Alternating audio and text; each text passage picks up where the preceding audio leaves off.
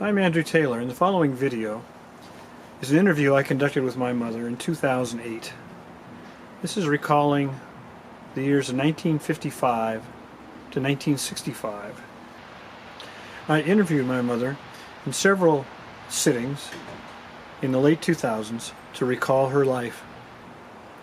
It recaps our family's move from San Bruno, California to Oxford, Ohio, on to Myrtle Creek, Oregon, then to Auburn, Washington, and at last to Gresham, Oregon.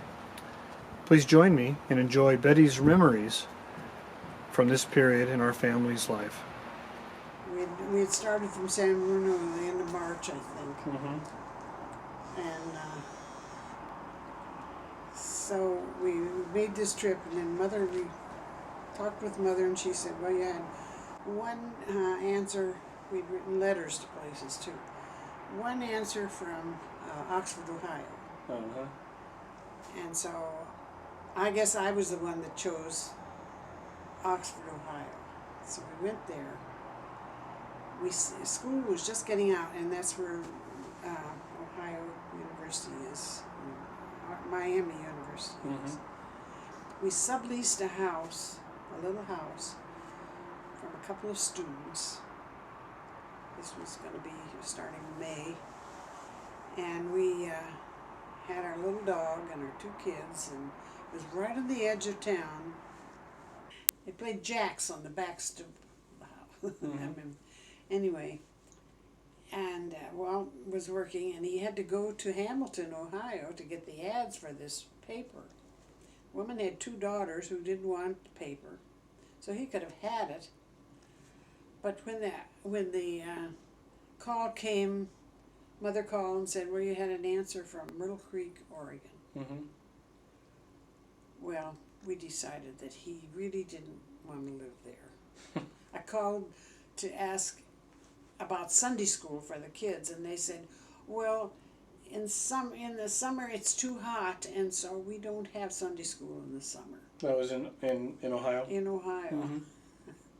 And the kids, they went uptown one time, and they almost got killed by the car, because in the east the pedestrians do not have the right of way in the street. They've been living in California. Well, I'd put them to bed, and they'd say, Mother, we want to go back to California. So we packed everything up. We called Myrtle Creek, and he was going to go to his Navy thing for a couple, 6 weeks or a month. Navy? The Navy, that is this guy in Myrtle Creek was going was going away, and his wife needed someone else there to help her with the paper, Portia. So Walt said, all right, he'd take that job. So they never met him, they talked to him on the phone, that was the extent of the interview? Yeah, and it was in Oregon. It was coming back this way. So we were all overjoyed. So we got in the car and we started back, and the minute they saw the mountains, oh my, they were singing, and they were happy, very happy. And so we got to Myrtle Creek. We couldn't find a place to rent with indoor plumbing. Myrtle Creek was really just a plain old logging town then. So we went up to Roseburg, and we rented a house. There too, the teachers were gone for the summer, and they wanted to rent their house out. And this house was right on I-5, or 99 then I guess it was, and right off the street from there, one block. And it was a fairly nice street and neighborhood. And the house had all kinds of appliances and everything, but they were all 100 years old. And the house, it had a grand piano in it. I mean, it was really a rugged house. It was just not very nice at all, but it was a house. Yeah. Had a sawdust furnace. And sometimes, some mornings in June, it's cold. So we fired up this sawdust furnace. That was kind of a new experience. They had a ping pong table in the basement, and that had a rip in it. They had all these things, but they just were not very new. Yeah.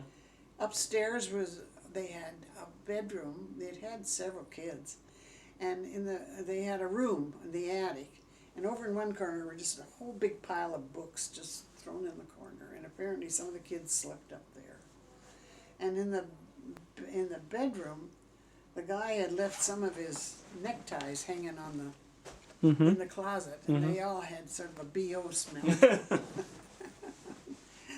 So, and the kids, Tom and Susan slept in one bed, and it was one of these beds that's round at the bottom out of an old camper or something. And we lived there for the summer, and then we decided we'd better look for something else. We went to the swim. It was a block from the swimming pool. We went swimming at the pool every day, and that was fun. And I read more library books there than I'd ever read in my life. And so then we decided we'd better look for a house. And so we found a nice house up on the hill there, and in a nice neighborhood. And we rented that house, and the kids went to school, and Susan was in the 5th grade and Tom was in the 3rd. And he didn't learn a thing that year because he was a good little boy and sat in the back of the class and never made any problems. And she was in her 1st year of teaching, and she couldn't cope with the class because they were all these loggers kids and tough kids and all. But they walked through the woods to school. And I don't, today kids wouldn't walk alone through the woods to school. And I got a job at the employment service, state employment service, and had to go to work at 8 o'clock, and I'd leave them washing the breakfast dishes, and they had to get themselves off to school, put the dog in the basement, and close the house up, and go to school, get there on time. And so didn't hurt them any. They had some other kids that they would walk to school with there. So you lived in Roseburg for just a year. And then we kept looking for something else. I was even writing letters to Okinawa. Yeah. And he found a letter in the Times. Or in the Oregonian, it probably was. Yeah. For a job in the Fournier organization. So he came up and interviewed for a job with Don Crew and John Fournier. And he came back and he said if the job had been in Renton, he wouldn't have taken it. But it was in Auburn, and that looked okay. So he took the job. I think we were only there 11 months. In Roseburg? In Roseburg. And remember the one thing the kids asked, will Dad be the boss this time? And so we moved from there up to Auburn. It was the first house we'd owned. Since Crown Point, right? Since Crown Point, yeah. And we were all real happy to get this. It was a new house sitting there in just this subdivision. What year was that you moved to Auburn? Must have been 55? Yeah, about that, I guess. Because I was born in 57 in Auburn. Yeah. Must have been 56 maybe. Tom had been in the 3rd grade. He would have been going into the 5th grade, so maybe it was 56, yeah. Yeah. Susan was in the 8th grade or something, yeah. So you moved to Auburn, and and we liked it there. We were real happy there because we had a house, and Walt was enjoying the Auburn Globe News, and we had friends there. We played in a bridge club, and we enjoyed living in Auburn. It was a small town. And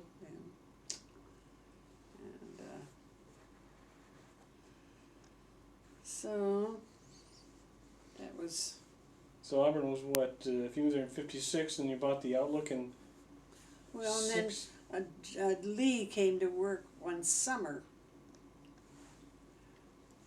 and he of course was teaching at the university, and they changed from journalism school to school of communications, and that bothered him. He didn't like that. So he was looking for a paper. He thought about buying a paper. Mm-hmm. And his dad had that Plymouth agency in Tacoma. He had plenty of money. And so between the two of them, they talked that summer and they decided they'd look for a paper to buy. Mm-hmm. So after they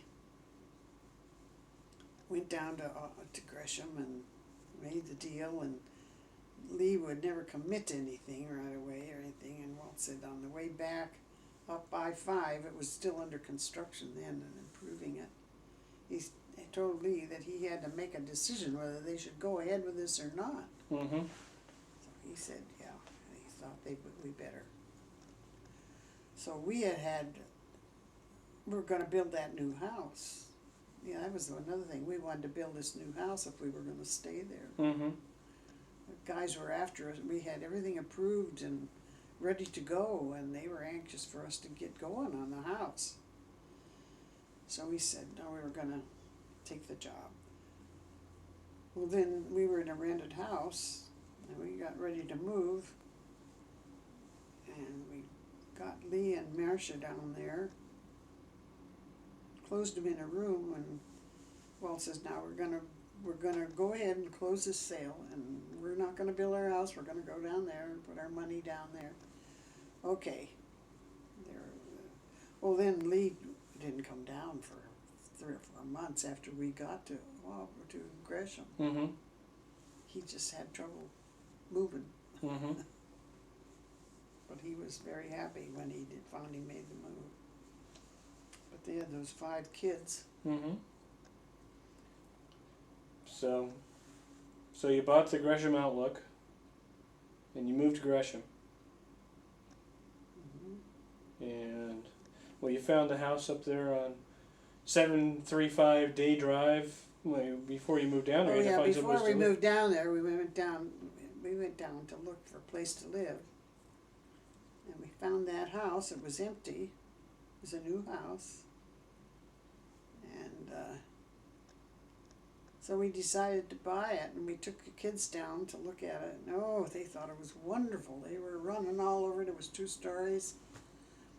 And they were choosing their rooms and everything, and they just thought it was a wonderful house. After we got down there and everything, and the kids, they got in school, and Susan came home and said, did you know we live on Snob Hill? Mm-hmm. No, we didn't know that, but I guess that area did have that name when it was first built. Eldorado Estates, they had named it. Because the guy that had it built it had an Eldorado, and he looked out the window and he saw his car. He says, we'll call those Eldorado Estates. We enjoyed living in Gresham too. So we lived in Gresham 5 years, from till 1965, because that was when we moved. Tom graduated from high school, and we moved after he graduated from high school. Okay.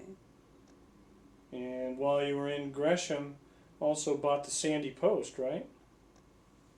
It didn't come with the Yeah. Outlook, right? It was. Well, and then back up to Auburn, and we had been talking about Aunt Lillian had decided that she'd like to send Susan to Annie Wright to school. Mm-hmm. It was called Annie Wright Seminary.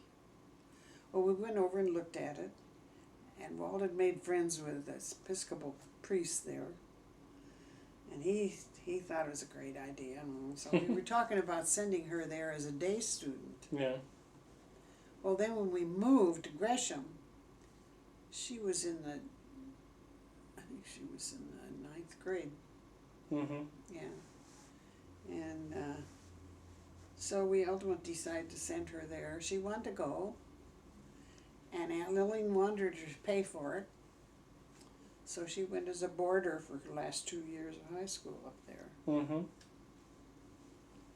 And so, yeah, you were born while we lived in Auburn, and I just never really got used to calling our family a family of 5. Mm-hmm. Because either Susan would be away at school, and then she'd come home, and Tom went to summer camp for 6 weeks or something, and he'd be gone, and we just had 4 at home so much of the time. Mm-hmm. So we moved to Gresham, and Dad and Lee had their partnership. Yeah. And I mean, they didn't know each other that long. Did they get along pretty well? Well, yeah, I guess we did. Yeah. I mean, what Lee was the editor and Walt was advertising. Uh-huh. So they were co-publishers, is that what it was? Yeah, I guess, yeah. So anyway, so in Newport, the Sandy paper, in Gresham, the Sandy paper comes up for sale, and Yeah, and then we bought it. bought that. And that was when I hadn't gotten to go skiing in Auburn like I was planning to go, and I was furious that I got pregnant. Just furious. Oh, I'm sorry. I cut the grass, I did all these things hoping something would happen, but you just got stronger and stronger. And so when we went to Gresham, I said, I'm going skiing this time and you're going to keep Andy. So you were 2.5. And so I organized that ski school. Mm-hmm. We had patches, and the whole works. And that first year we went 8 times, and on the last time I broke my leg. Well, at least it was the last time. It was the 8th time. Yeah, at least it was the last time. So. And the Gallup and Sandy, that was their manager up there, she went with me. We chaperoned the bus. But I skied while we lived in Gresham, and then Tom and Susan had learned to ski in Auburn, so they were skiers. And then at some point you learned that Newport was for sale. Yeah, I can't remember how that went, but yeah, Newport came up for sale, and so we decided to buy it, and then we would go down there, and Lee could have Gresham. Would run that. So how did you finance that? I mean, did you have enough cash coming out of Gresham to finance the purchase of the other papers? So, yeah. Our payment out of the San Bruno paper ended right after a year or so after we got into Gresham. Mm-hmm. So we were even then, and yeah, we financed the Newport paper, and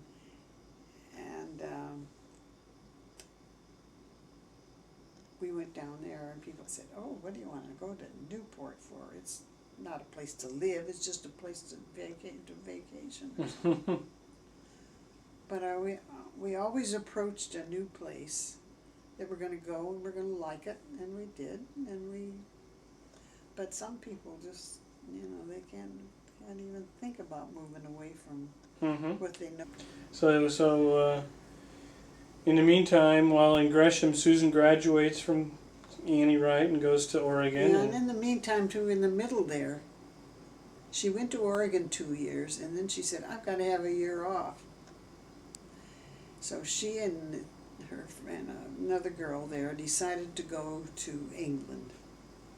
And that was just before they started making all those kids that were going over there to have round-trip tickets. They bought a one-way ticket. Mm-hmm. She went to England, and the only job she could find was in a dark room. And she worked there a while, and then she thought, I don't want to spend my time in a dark room. So she was on the I guess she used to walk to work, and she passed an office that was hiring au pair girls to go to Germany and other places too, I guess. And so that she went to Germany. So she was gone a year. Mm-hmm. She said she'd been away from home for 4 years already, and so that was why she wanted to get away from school for a year. And then she came back and went straight through at Oregon till she finished. And Tom graduated from high school, and he went straight to Oregon after high school. We were living in that rented house in Newport, waiting to have our house built. And we were busy. We didn't have time to take him to school. So we rented a car, and he took himself to school. And nobody could understand that. Nobody could understand how we could do that. We were cold-hearted, I guess. And when Susan went to school, we had gone off on a trip to Campbell River. My mother and father came to visit, so they took Susan to school when she first started. Uh-huh. And we went, that was the year we went to Campbell River on Crown Zellerback. Mm-hmm. Had a marvelous week up there on Crown Silverback. I don't remember, did we take you to school? We must have. Maybe. I don't remember. Well, I remember you took me because I went through Rush. And that was like 2 weeks before school started, and you took me there to that. Okay. And Well, I probably was the one that took you to school. yeah, and then Wall was busy getting the news times organized. yeah, and then well, it was pretty organized by 1976, I think. Oh yeah, I guess. And then I think you came later to go to a football game and brought some more stuff, I think, over. Mm. No, anyway, so when Tom went to school, that was right in the middle of that Vietnam War stuff, and we were really concerned that he was going to have to go Mm-hmm. till he broke his leg. That took care of that, I guess. Yeah.